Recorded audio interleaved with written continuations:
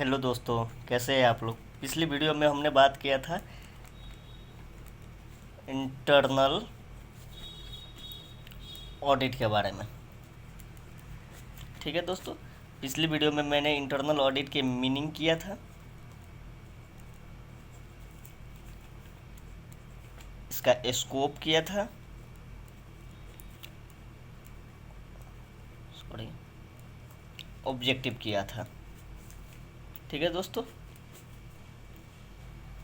अब हम इस वीडियो में बात करने जा रहे हैं सेक्शन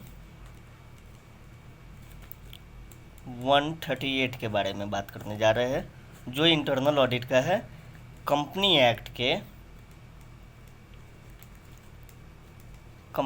के अकॉर्डिंग। ठीक है दोस्तों, इस वीडियो में हम एक सेक्शन 138 के बारे में हम बात करने वाले हैं। ठीक है दोस्तों, तो आप सबसे रिक्वेस्ट है, please subscribe the channel and like the video. आपको कोई भी कंपनी एक्ट के रिलेटेड, इनकम टैक्स के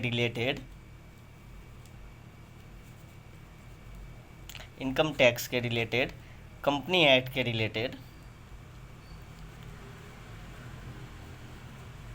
कोई भी अगर प्रॉब्लम हो तो हम उस पर वीडियो बनाएंगे आपके अकॉर्डिंग। आप जो चीज़ का कमेंट करेंगे उसके अकॉर्डिंग हम वीडियो बनाने वाले हैं। तो प्लीज़ दोस्तों, ये चैनल को सब्सक्राइब ज़रूर करें। ठीक है दोस्तों, तो हम चलते हैं अपने वीडियो के तरफ। मीन्स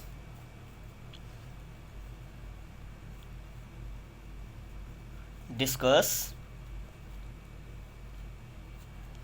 इंटरनल ऑडिट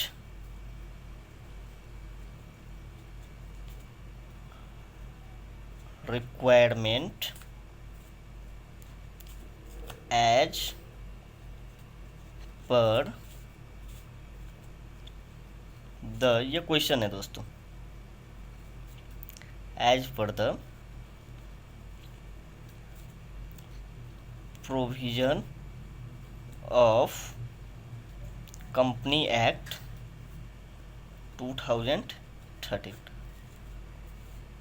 ठीक है दोस्तों, इसका पॉइंट नंबर 1 में लिखेंगे आंसर में। Section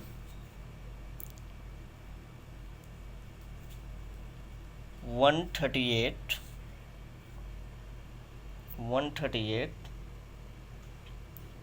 of the Companies Act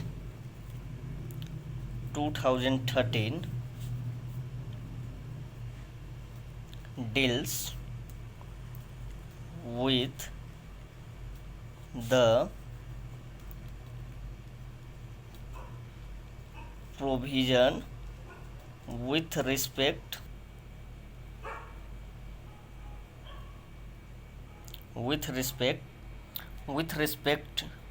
to requirement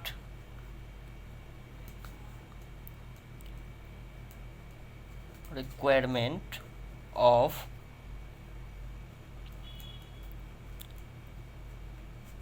internal audit. ठीक है दोस्तों, दूसरे नंबर पॉइंट में लिखेंगे, ये बहुत VVI क्वेश्चन है, CA इंटरमीडिएट में भी फाइनल के लिए बहुत इम्पोर्टेंट क्वेश्चन है दोस्तों। As per this section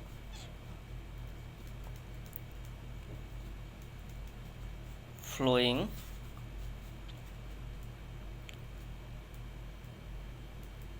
companies are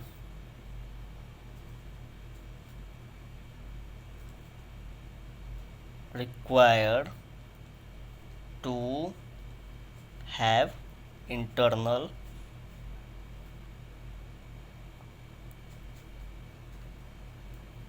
audit system. ठीक है, अब ए में लिखेंगे ऑल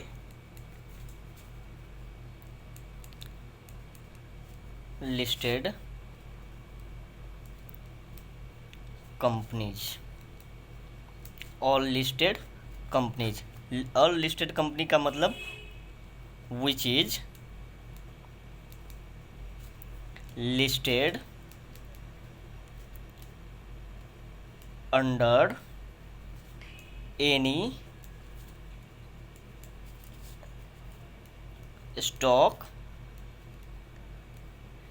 एक्सचेंज, जो कोई भी स्टॉक एक्सचेंज में लिस्टेड हो, वेदर विथ इन इंडिया और आउटसाइड इंडिया।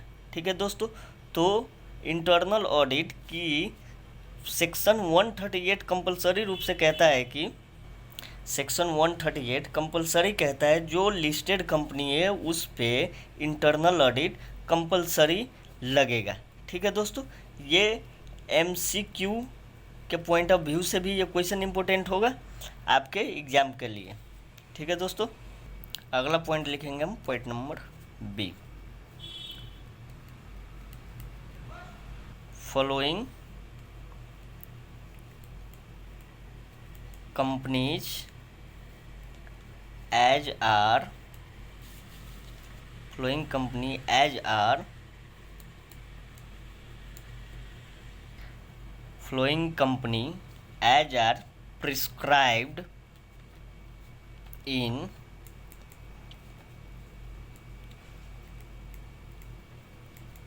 company's account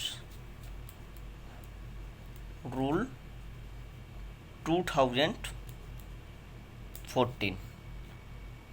ठीक है, इसका हम लिखेंगे point number 1।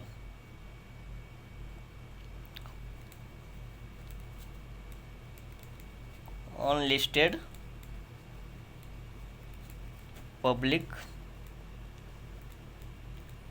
Companies if any of the following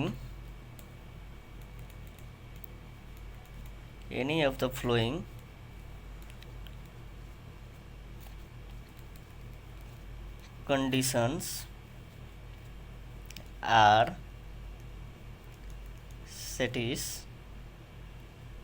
satisfied। ठीक है,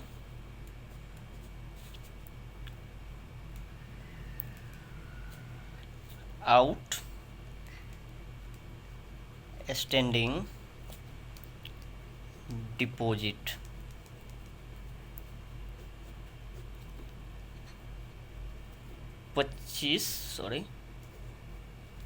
25 crore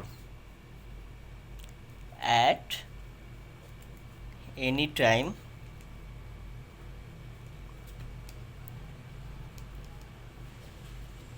during the previous year। Outstanding deposit पहले हम लिख लेते हैं, उसके बाद हम पूरा A to Z फिर शुरू से लास्ट तक हम समझेंगे इंटरनल ऑडिट के बारे में, जो हमारा सेक्शन 138 कहता है। ठीक है, अगला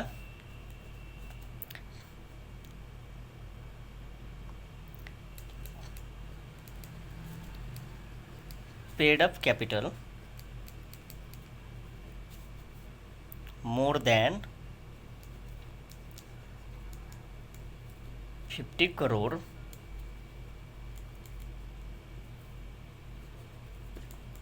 during the immediate preceding financial year. ठीक है, नेक्स्ट पॉइंट इसी का loan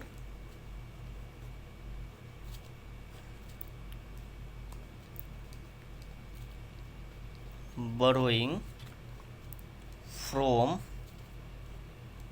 bank oblique financial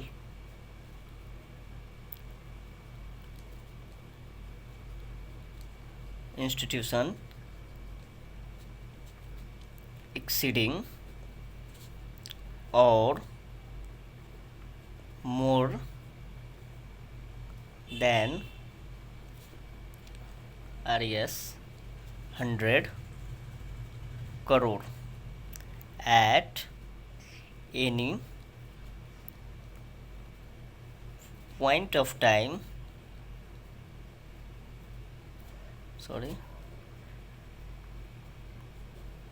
during the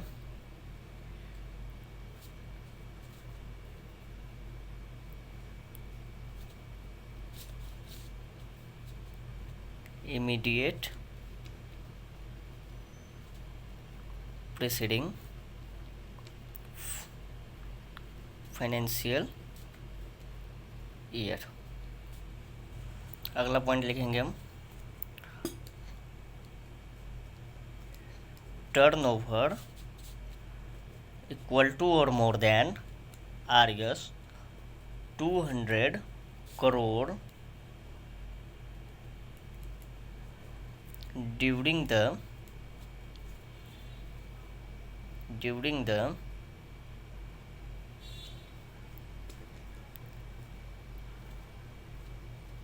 immediate preceding financial year. ठीक है, अब हम एक और कंडीशन लिखेंगे। ठीक है, अभी ये पूरा सम अप करना बाकी, हम एक एक पॉइंट करके आपको बताएंगे कि क्या है। अभी हमने ये नोट किया है, आप ये ज़रूर नोट कर लेना एग्ज़ाम पॉइंट ऑफ व्यू से। ये पूरा आपका इसमें सेक्शन 138 मैंने कंप्लीट करवा दिया है। ठीक है दोस्तों, अब लिखेंगे प्राइवेट कंपनी के लिए। प्राइवेट कंपनी के लिए सेक्शन 138 कब अप्लाई होता है। ठीक है दोस्तों, प्राइवेट कंपनी के लिए इसी का पॉइंट नंबर जो हमने लोन का लिया था एज एबव, वो क्राइटेरिया हमारा पूरा होना चाहिए। दूसरा जो टर्नओवर का था, मीन्स टर्नओवर इक्वल टू और more than 200 crore and loan, ऊपर का ही पॉइंट आप लिख देंगे, हो जाएगा प्राइवेट कंपनी के लिए 100 करोड़ और मोर। ठीक है दोस्तों, तो ये हो गया प्राइवेट कंपनी के लिए। ये ऊपर का ही ये दो पॉइंट, टर्नओवर इक्वल टू और more than 200 crore during the immediate preceding financial year and loan borrowing from bank financial institutions exceeding more than 100 crore. ठीक है दोस्तों, तो अब हम सम अप करने की, ये सेक्शन 138 के सम अप के बारे में हम चलते हैं, समझने की कोशिश करते हैं कि सेक्शन 138 हमको क्या कहता है। ठीक है दोस्तों, section 138 of the companies act 2013 deals with the provision with respect to requirement of internal audit. ठीक है, यहाँ तक हमको कोई डाउट नहीं है। सेक्शन 138 हमको डील करता है किसके लिए, इंटरनल ऑडिट के बारे में। As per this section following companies are required to have internal audit system. All listed company, ये मैंने ऑलरेडी आपको समझा दिया है कि listed company which is listed under any stock exchange within the India और आउटसाइड द इंडिया। ठीक है दोस्तों, हम आगे के पॉइंट अब देखते हैं। इसमें क्या है, following companies are prescribed in companies account rules 2014। ठीक है, अब ये रूल हमको क्या कहता है, ये कहता है ऑन लिस्टेड कंपनी पे भी हमारा सेक्शन 138 एप्लीकेबल होता है। इफ़ एनी मतलब कि नीचे दिया हुआ कोई भी कंडीशन अगर हम सेटिस्फाई करते हैं अगर, तो हम पे 138 अप्लाई हो जाता है। ठीक है दोस्तों, इसके लिए हमारा क्या है, आउटस्टैंडिंग डिपॉजिट, जो हमारा डिपॉजिट है वो 25 करोड़ और ज़्यादा है पिछले फाइनेंशियल ईयर में। ठीक है दोस्तों, paid up share capital 50 crore during the immediate preceding financial year. या तो हमारा डिपॉजिट 25 करोड़ हो या उससे ज़्यादा हो, या हमारा paid up share capital 50 crore हो और उसके ज़्यादा हो, या लोन बोरोइंग फ्रॉम बैंक और financial institution also include NBFC। ठीक है दोस्तों, वो है हमारा 100 करोड़ और उससे ज़्यादा, तो हम पे सेक्शन 138 अप्लाई हो जाएगा। ठीक है दोस्तों, या turn over during the immediate preceding financial year 200 crore और उससे ज़्यादा हो, तो हम पे ये भी अगर क्राइटेरिया हम पूरा करते हैं तो हम पे सेक्शन 138 अप्लाई हो जाएगा। और ये दोनों जो loan borrowing from public financial institutions और टर्नओवर, ये दोनों का क्राइटेरिया अगर प्राइवेट कंपनी में भी एक्सीड करता है तो हम पे सेक्शन 138 अप्लाई हो जाता है। ठीक है दोस्तों, तो ये हमारा ये पूरा कंप्लीट हो गया सेक्शन 138 के बारे में। आप लोग ज़रूर चैनल को सब्सक्राइब करें और शेयर करें वीडियो को। और कोई भी आपको सेक्शन जो कंपनी एक्ट का हो, आप उस पर अच्छे से अगर समझना चाहते हो वो चीज़ के लिए, तो आप मुझे कमेंट करके बता सकते हो, मैं उस पर बहुत अच्छे तरह से वीडियो बनाऊंगा। थैंक यू दोस्तों, तो आप चैनल को ज़रूर सब्सक्राइब करें।